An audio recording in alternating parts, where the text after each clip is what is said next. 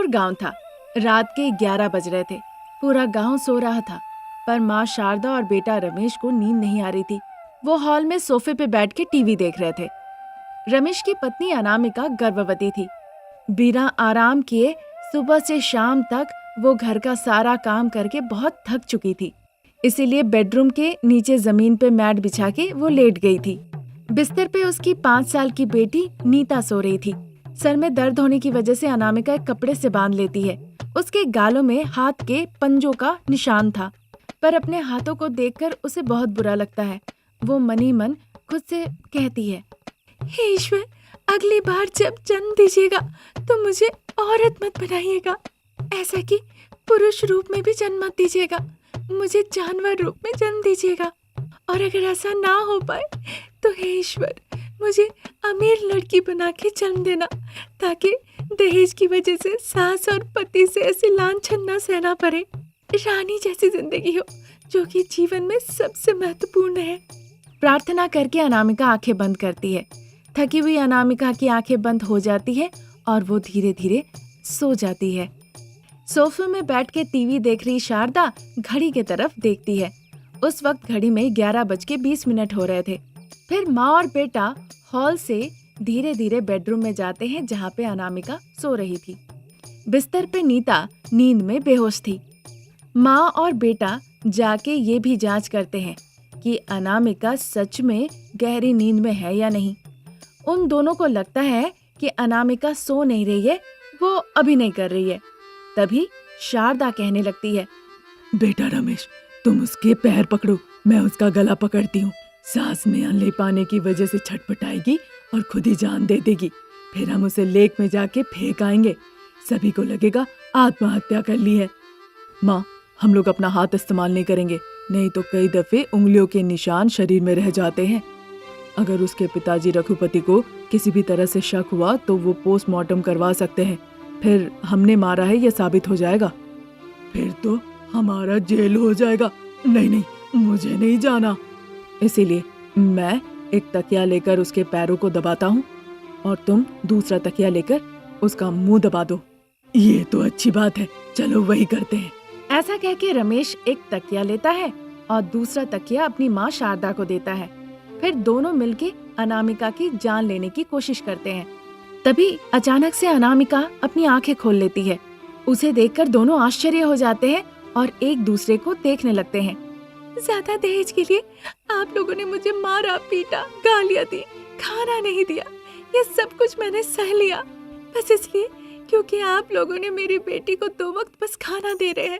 पर आज आप लोगों को मेरी जान लेने में थोड़ी भी झिझक नहीं हुई, ये जानते हुए कि मेरे पेट में एक बच्चा पल रहा है। इसके बाद भी यहाँ रहना मेरा सही नहीं होगा, ये बात समझ गई हूँ। क्या तुम घर छोड़ने का हमें धमकी दे रही हो? नहीं सासू माँ, वैसे तो मैं चली जाऊंगी, पर जाने से पहले एक बात कहना चाहती हूँ। आप औरत नहीं है, चूड़ी बिंदी पहन के साड़ी लपेट के आप बस एक मूंछों वाले आदमी से कम नहीं। ऐसी बातें सुन के शारदा को बड़ा गुस्सा आ जाता है। वो अनामिका के गाल पे कस के एक थप्पड़ लगाती है। अनामिका के आंखों से आंसू बहने लगते हैं। उसके आंसू के 2-3 बूंद नीता के ऊपर गिरता है। वो नींद में ही उठ के देखने लगती है। शारदा जल्दी से मारना बंद करती है। अनामिका के गाल लाल हो चुके थे। अनामिका बहुत कोशिश करने के बावजूद उसके आंसू रुक नहीं रहे थे। लगातार उसकी आंखों से आंसू बह जा रहे थे। नीता सारी बातें थोड़ी थोड़ी समझ लेती है। माँ, दादी और पिताजी मिलके आपको मारे हैं ना? नहीं नहीं बेटा, वो मुझे क्यों मारेंगे भला?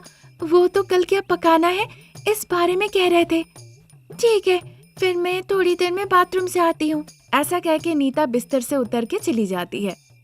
पता नहीं कैसी किस्मत है मेरी, माँ लक्ष्मी भी अमीरों के घर में ही रहती है, मेरे जैसी गरीब बहू के घर में आती ही नहीं।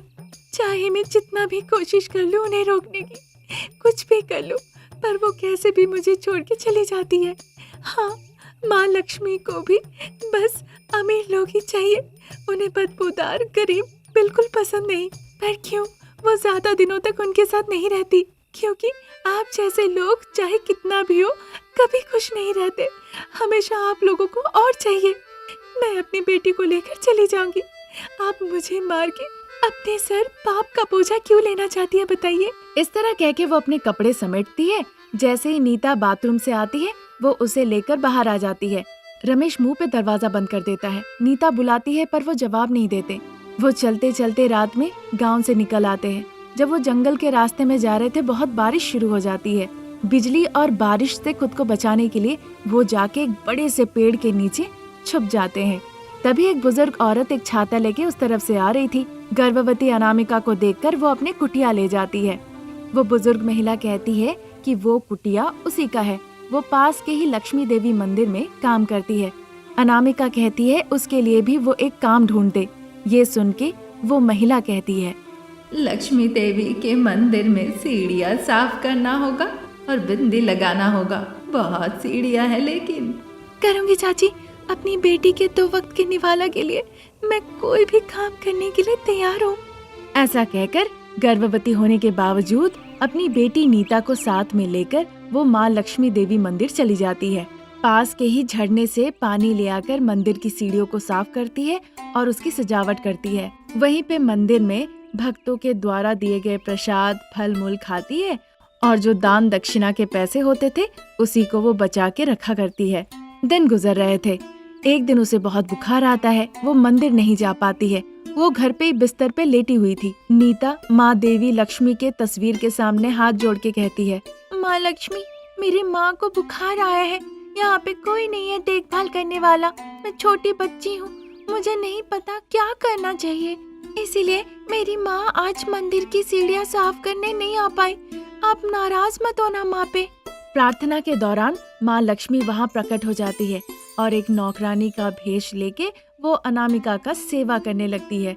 अपनी शक्ति से वो अनामिका का बुखार गायब कर देती है। अनामिका आंखें खोल के देखती है। उसे लगता है कि माँ लक्ष्मी खुद वहाँ पर आकर उसकी सेवा की है।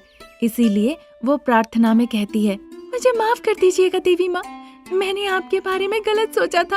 आपने आज साबित कर दिया, गरीब हो या अमीर सब आपके लिए एक है। बस हम आपको कैसे चाहते हैं ये बड़ी बात है। मुझे क्षमा कर दीजिएगा माँ। अपनी गलत शब्दों की वजह से वो देवी माँ से माफी मांगती है। देवी माँ उसे सोने से भरा हुआ एक घड़ा देती है जिससे वो अपनी जीविका चला सके और फिर वहाँ से अदृश्य हो जाती है। तब से अनामिका अपनी बेटी नीता का ख्याल रखती है और खुशी खुशी जीवन बिताती है। सूरज पश्चिम में अस्त हो रहा था। अंधेरा धीरे धीरे घेर रहा था। रमेश की बहन अंजलि अपना सेलफोन लेती है और छत पे चली जाती है। छत पे खड़े होकर वो अपने भाई रमेश का घर लौटने का इंतजार कर रही थी ताकि जब रमेश घर लौटे तभी उसे गली के अंत से ही वो छत से देख लेगी। वो नजरें टिकाई हुई थी गली में कि देखती है कि रमेश गली के रास्ते से होकर घर की तरफ आ रहा है। तभी वो भागते हुए अपनी माँ शारदा के पास हॉल में जाती है। माँ, भैया आ रहे हैं, तुम जाके उस महिला को कहो कि वो सो जाए। मैं जा रही हूँ कपड़े सुखाने के लिए।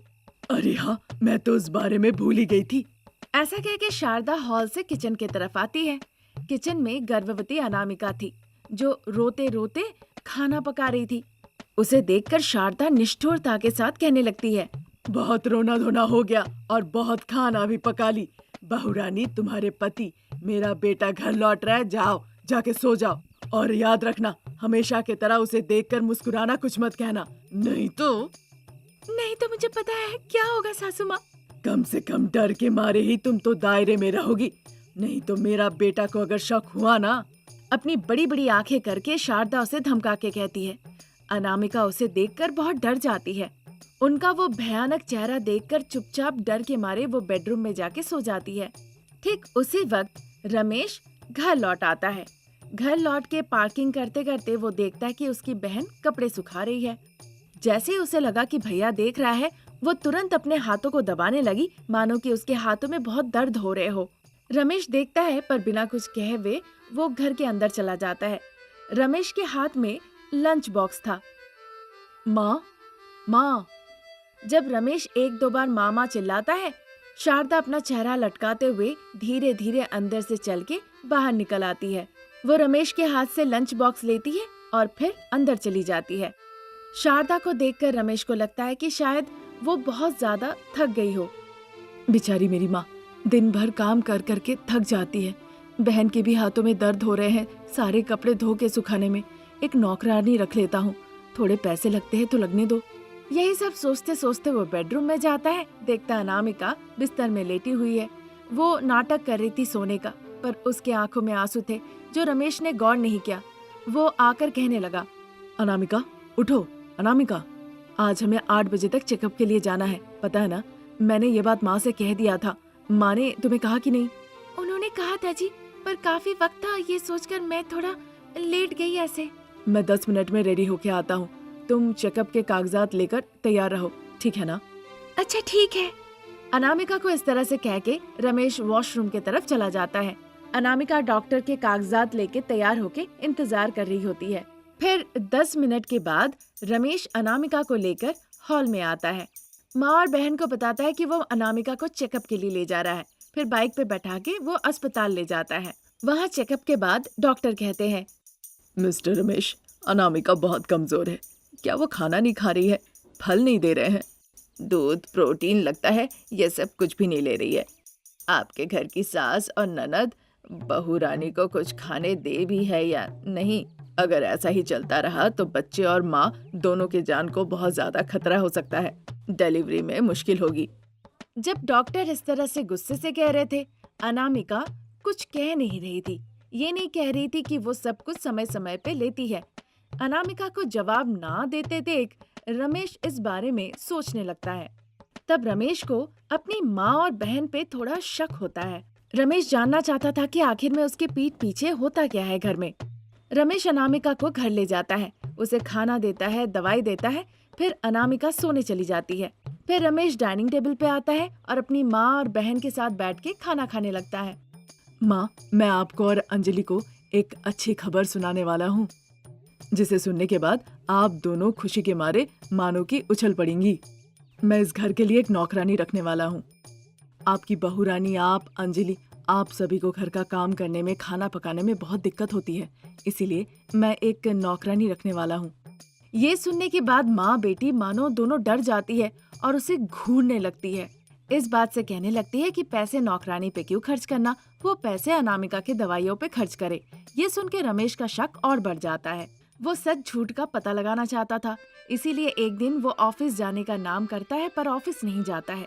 पीछे के दीवार फांद के वो चुपके से घर के अंदर आके बेडरूम में बेड के नीचे सो जाता है।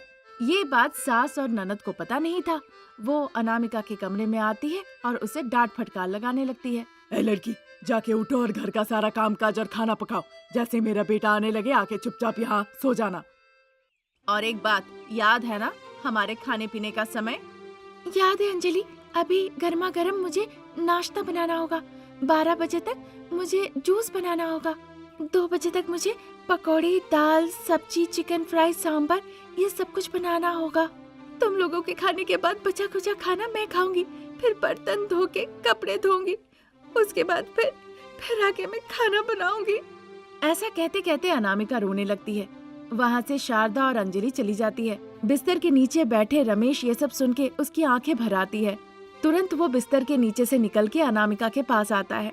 अनामिका रमेश को देखकर उसे पकड़ के तब तक रोती है जब तक उसका जी चाहता है। अनामिका को लेकर रमेश हॉल में आता है। बेटे को देखकर सास शारदा और अंजलि दोनों सर झुका लेती है। छिछि, तुम एक माँ हो, कम से कम एक महिला होने के नाते तो तुम ऐसा नहीं करती। अगर तुम्हारी बेटी गर्भवती होती तो क्या तुम उसके साथ ऐसा कर पाती माँ? मैं उसे महारानी जैसा देखभाल करती। मतलब अनामिका भी तो किसी माँ की बेटी है ना। वो किसका बच्चा अपने पेट में रखी है, किसका कुल रोशन करेगी, तुम ही बताओ। मेरे ही पोते को गर्भ में रखी है, मेरे इस वंश को। तुम बेटी को एक नजर से देखती हो और बहू को अलग नजर से। तुम जैसी सासू माँ जब तक घर पे रहोगी तब तक सब कुछ भगवान भरोसे ही है। इसीलिए तो शादी के बाद लड़का अपना परिवार लेके अलग हो जाता है। भले ही माँ कोसती है पर आखिरकार कारण तुम ही लोगो। पता नहीं तुम्हें समझ में कब आएगा। छिछि। इस तरह से गुस्से से रमेश अपनी माँ और बहन से कहता है। और एक तुम अंजलि, तुम्हें भी कहना तो बेकारी है। माँ के साथ रह रह के तुम भी माँ की तरह ही हो गई हो। कल दिन शादी के बाद जहाँ तुम जाओगी वहाँ तुम्हें भी एक ऐसी ननद मिले, क्या होगा? अगर तुम इसके बारे में थोड़ा भी सोचती ना तो आज तुम अपनी भाभी के साथ ऐसा नहीं कर रही होती। ऐसा कह के रमेश अपनी पत्नी अनामिका को लेके उस घर को छोड़ के अलग परिवार बसा लेता है। वहाँ अपनी पत्नी का वो ख्याल रखता है, खुशी खुशी जीवन बिताने लगता है।